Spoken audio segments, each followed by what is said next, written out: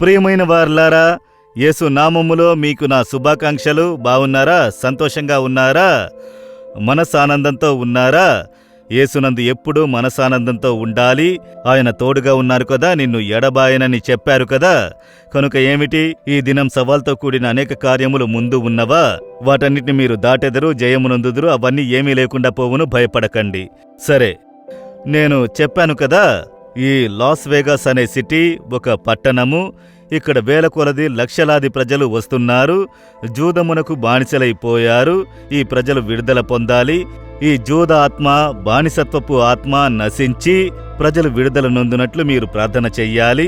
ఈ పట్టణంలో ఒక ఉజ్జీవం కలుగునని ఆత్మదేవుడు తేటగా తెలియజేసినందున ఇక్కడికి వచ్చి మేము ఉపవాసంతో 3 దినములు ప్రార్థన చేస్తున్నాము.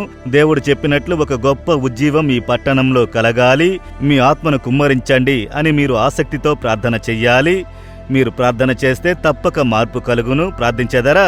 లాస్ వేగాస్ పట్టణంలో ఉజ్జీవం కలగాలి, ఆత్మదేవుడు కుమ్మరింపబడాలి. అమెరికాలో ఉన్న ఈ పట్టణములో ఆత్మదేవుడు కుమ్మరింపబడి ఉజ్జీవం కలగాలని ప్రార్థన చేయుడి, సరేనా? సరే, ఈ దినం దేవుడు నాకే వాక్యం ఉంచారు అని అంటే యెహోషువ 1వ అధ్యాయము 9వ వచనము. దేవుడు చెబుతున్నారు, నీవు నడుచు మార్గమంతటిలో నీ దేవుడైన యెహోవా నీకు తోడయ్యుండును అని దేవుడు చెబుతున్నారు. మీరెక్కడికి వెళుచున్నారు? పనికి పోతున్నారా? స్కూలుకు పోతున్నారా? కాలేజీకి వెళుతున్నారా? బిజినెస్ కొరకై ప్రయాణం చేయుచున్నారా?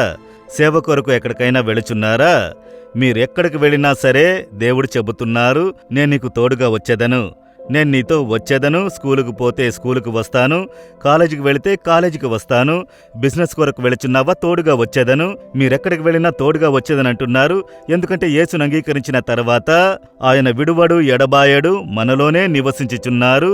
కనుక ఎక్కడికి వెళ్ళినా తోడుగా వచ్చేదరు కదా, అదే వాగ్దానము. కనుక యేసయ్యా, మీరు నాతో కూడా వచ్చుచున్నందుకు స్తోత్రములని చెప్పి వెళ్ళండి, అంతే. విశ్వాస ప్రకటన చేయుడి, అద్భుతము జరుగును. నా పిల్లలతో కూడా మీరు వెళుచున్నారు, మీకు స్తోత్రములు. నాతో కూడా కాలేజీకి వస్తున్నారు, మీకు స్తోత్రములు. నాతో కూడా బిజినెస్కి వస్తున్నారు, స్తోత్రములు, అంతే. మీరు స్తుతించి చూడండి, ఆ విశ్వాస ప్రకటన చేయండి, గొప్ప మార్పు కలుగును.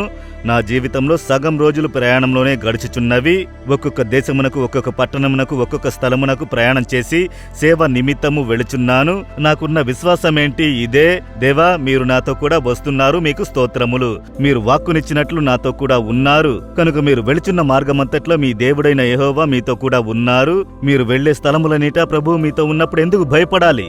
దేవుడు తోడుగా ఉన్నారు కనుక విజయం కలుగును. మీరు వెళ్లే కార్యములో జయం కలుగును. మీరు వెళ్లే కార్యములో ఆటంకములు తొలగును.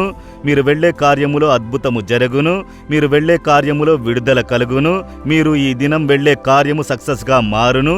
ఎందుకంటే ప్రభు అయిన యేసు మీకు తోడుగా వస్తున్నారు. ఆయన మిమ్మల్ని విడువడు, ఎడబాయడు. విశ్వసించుచున్నారా? మీరెప్పుడు చూసినా అయ్యో ఎవరున్నారు, సహాయం చేయుటకు ఎవరున్నారు, ఒంటరిగా? యేసు తోడుగా ఉన్నారు కదా, దాన్ని విశ్వసిస్తున్నారు కదా.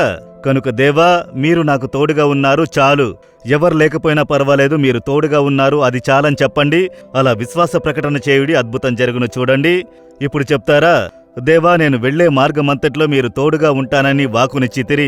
ఈ దినం మాత్రమే కాదు, ప్రతిదినము, జీవితాంతము నేను వెళ్లే స్థలములన్నిటికీ మీరు నాతో కూడా వస్తున్నారు, నాకు అద్భుతం చేస్తున్నారు, కార్యమును సక్సెస్ చేసి ఇచ్చుచున్నారు. నేను విశ్వసిస్తున్నాను, ఈ దినం అద్భుతం జరుగును. మీరు నాతో కూడా వస్తున్నందున అద్భుతం జరుగును. అద్భుతమును ఎదురు చూస్తున్నాను. యేసు నామములో ఆమెన్, ఆమెన్.